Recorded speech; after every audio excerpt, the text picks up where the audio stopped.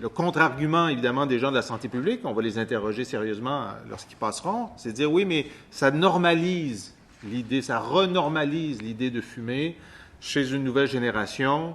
Vous dites, on n'a pas vu ça. Ça fait 7 ou 8 ans que la cigarette électronique est présente en Angleterre, en France. On ne voit pas de renormalisation de l'idée de fumer.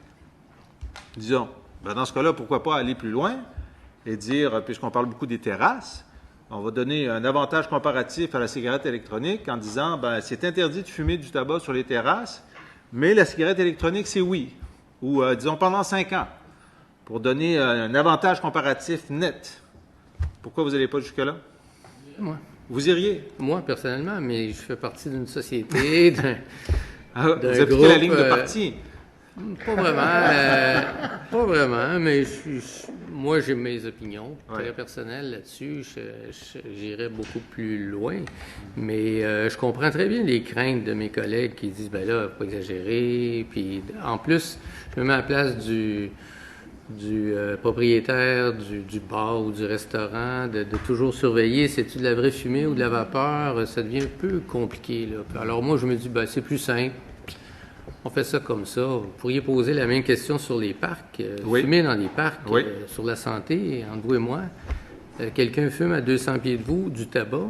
Est-ce que c'est nocif pour la santé? Est-ce que ça l'est? Non. OK. Évident. Mais on si peut tu à 1 mètre de moi puis qu'il vapote plutôt que de fumer, ça fait une grosse différence. Ah, absolument. Ouais. Un vapoteur à 1 mètre de vous dehors, zéro. Ouais.